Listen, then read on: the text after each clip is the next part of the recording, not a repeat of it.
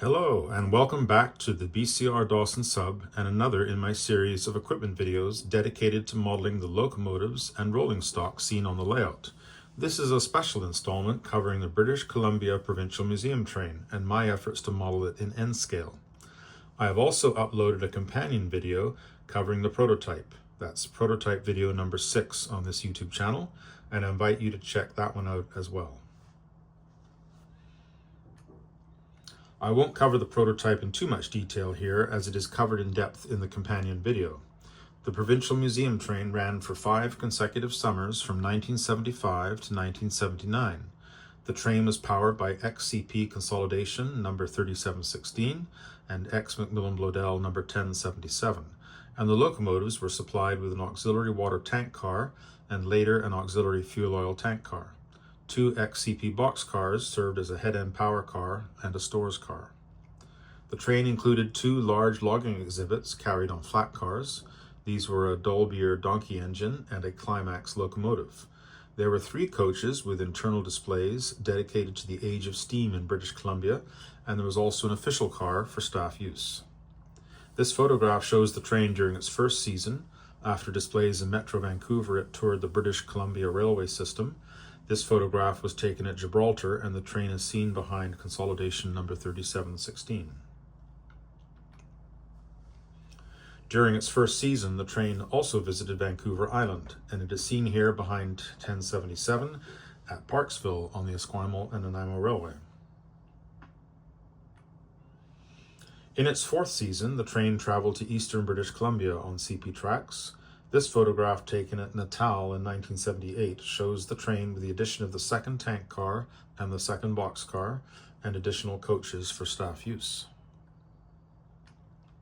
During the 1978 and 1979 seasons, the train included 3 former American Freedom Train coaches for staff accommodation, hospitality, and office space. This view of the expanded consist was taken at Mission during the train's final season in 1979. Let's now look at each piece of equipment in turn, how I've modeled it or plan to model it. I started this project some 10 years ago or more, and while some models are now complete, others are in progress or have yet to be built. The primary locomotive for the museum train was XCP consolidation number 3716. It was purchased and restored to service in 1975.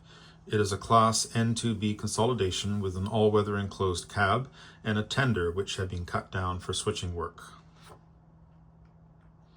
This locomotive presents a challenge as there is no suitable model with the correct driver size and spacing. We do have an excellent running model of a larger consolidation produced by Bachmann, and the same model is available in HO scale.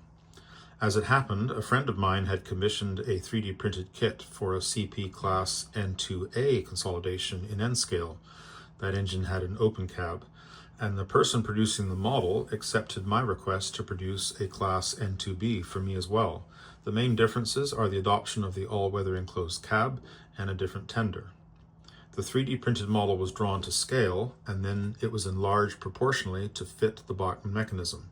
The difference in size turned out to be approximately 12%, so while the model is now closer to 1/150th scale, which happens to be Japanese N scale, it does remain proportionally correct. I received the parts for the pilot, cylinders, boiler, running boards, and cab earlier this year, and the tender is to follow shortly.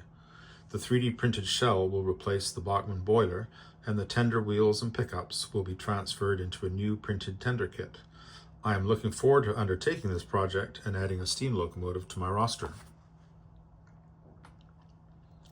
The secondary locomotive for the museum train was X Macmillan Bloedel 262 number 1077. This was restored for service in 1975 also. It hauled the train during visits to Vancouver Island and along the BC Hydro Railway line in the Fraser Valley. This locomotive represents an even greater challenge due to the small wheelbase and driver size. Bachmann offers this model of a 262 in N and I believe also in HO scale, but it's a poor runner and it's nowhere close. I am as yet unsure how to proceed with a model of this engine. I suspect that the shell and tender can be 3D printed, but the choice of mechanism remains to be determined. The auxiliary water tank car was acquired from the British Columbia Railway, and it was one of their numerous fire protection tank cars. For museum train service, the car was equipped with a steam line underneath and a duplex pump to supply the water to the locomotive via standpipes at each end. My model of the water car is currently in progress, and it comprises a 3D printed tank body on a frame scratch built in styrene. The duplex pump is also 3D printed. The auxiliary fuel oil tank car belonged to CGTX, and it was also fitted with a steam line and a duplex pump. For the tourism train trip across Canada in 1978, it was also fitted with MU connections at either end, as it was positioned between the Royal Hudson and the diesel locomotives. The Atlas 11,000-gallon tank car, which is produced in N and HO scales, is fairly close to the prototype fuel oil car in appearance. The primary difference is the dome, which is much larger than the manway on the model. I removed the manway and replaced it with a 3D printed dome. The duplex pump is also 3D printed. The platform on the prototype was much larger than on the model, so I'm sourcing a custom etched part for that. This model is also currently in progress.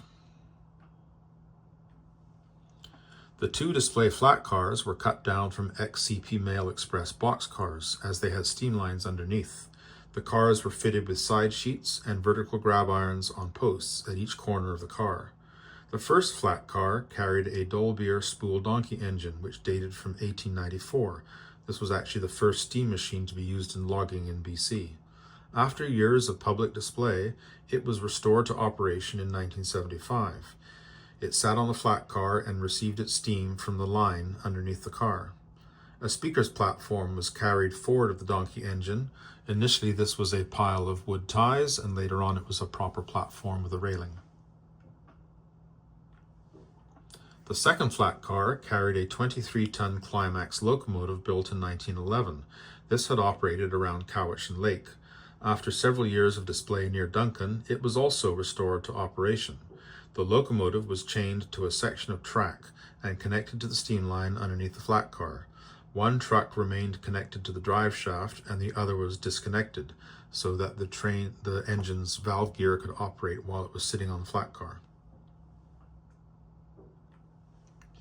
I assembled my flat cars from scribed sheet and strip styrene. The bodies were mounted on Microtrain's boxcar underframes for weight. The corner posts are strip styrene with etched grab irons. The cars were painted Tuscan red with black underframes and decks, and they were finished with custom decals. My model of the Dolbear donkey engine comprises a 3D printed chassis and boiler and a skid assembled from wood dowel and scale lumber. The wood components were stained and the 3D printed parts were painted black. The fire barrel is a period miniatures metal casting, and I used some ties for the speaker's platform at the front of the car. The Climax locomotive was assembled from custom 3D printed parts on a frame that I scratch built in styrene, and I used brass wire for various components, including the front railing, the boiler stays, and the piping on the boiler. The locomotive was painted black and finished with custom decals, and the track panel that it sits on was assembled from Code 40 rail and PC board ties. And again, I used brass wire for the cables that hold the locomotive down onto the flat car. The head-end power car was a former CP Mail Express boxcar. It was equipped with a Caterpillar power plant, and there was a louvered vent for that at the A end, and there were sill steps and ladders beside the doors for access into the car. The Storrs boxcar was added for the second season and was basically identical except for the head-end power plant. It also received the side sill steps and ladders. The Intermountain 1937 AAR boxcar that was produced in N and HO scales is correct for these cars, except for the roof. Fortunately, DePlains Hobbies offered a replacement flat panel roof and end scale, which enabled me to have fairly accurate models. I added etched side sill steps and ladders, and I built the louvered end vent for the power car from strip styrene. The boxcars were painted CP Tuscan with black underframes and roofs, and they were finished with custom decals. The 3 display coaches belonged to a batch of 2200 series day coaches acquired for the Royal Hudson Excursion Consist. These 3 were not suitable for service, so they were stripped of useful fittings such as seats and washrooms. The interior walls were sheathed with plywood for mounting displays, and one car was fitted with a small cinema at one end. The first coach, Skeena River, seen here, carried a set of 4 loudspeakers on its roof for public address during displays. The second coach was Kootenay River. This had been converted into a 66 series club car, and as such it had an extra service door at one end. The third coach was Cowichan River. This was the car with the small theatre at one end. I built my 3 display coaches from Jeff Gooderham cast resin kits for the CP 2200 series cars. I added American limited diaphragms, wire grab irons, and correct 3D printed trucks from Panamint models. The models were painted CP Tuscan with black underframes and roofs, and they were finished with custom decals. The Mylar windows were cut to size, and the blinds were cut from paper color match to prototype photographs. The official car for staff use was provided by the British Columbia Railway, who loaned their Northern Summit business car. It was repainted CP Tuscan and named Pace River. It was converted into a business car from a Pullman sleeper by the Norfolk Southern, who then sold it to the Pacific Great Eastern Railway. To model this car accurately, I commissioned some custom etched metal sides, which will be added to a microtrain's core. The Pullman truck's underframe and full arch roof are 3D printed parts from Keystone models. This is a future project which I hope to get to soon. For the 1978 season, the museum train added a car to celebrate the Captain James Cook bicentennial. A former CN parlor car was converted into a display car with suitable exhibits from the Vancouver Maritime Museum. I've yet to consider how to model this car. I suspect that it will have to be a custom 3D printed kit.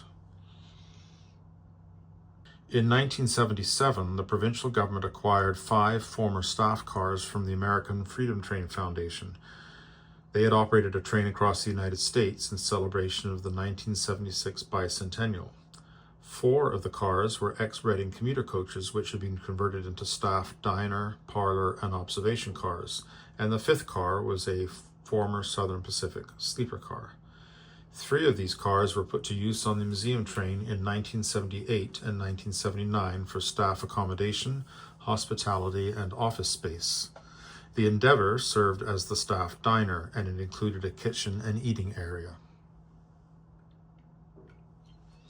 The Adventure was the crew sleeper, and it provided overnight accommodation for the train crew and the staff. Prior to 1978, they had been accommodated in hotels. The Britannia was used as an official car for hosting visiting dignitaries and the press. After serving on the museum train, this car was transferred to the Royal Hudson Excursion Consist. Interurban Models is a small company in France producing 3D printed models of various commuter and interurban equipment. They recently produced a set of N-scale models for the 4 ex-Reading cars from the American Freedom Train, and I acquired models for the Endeavour and the Britannia. I also acquired a Centralia Car Shops model of the correct sleeper car for the Adventure. That model is available from Intermountain. The Endeavour and Britannia require only the addition of couplers and grab irons, and the Adventure just needs to have the side skirts between the trucks removed. This photograph shows a test run of my N-scale museum train as it currently exists with the 2 tank cars in progress and the finished flat cars, box cars, and display coaches. The train is hauled by my model of RS-18 number 613, which assisted the train up the hill to Fort St. John in 1975. I would like to thank the individuals who have assisted me with various stages of creating these models. That includes 3D printing and painting and decals. I would also like to thank those who provided prototype photographs for inclusion in this presentation. Thank you for watching, and I hope to be back with another equipment video soon. Until then, peace be with you.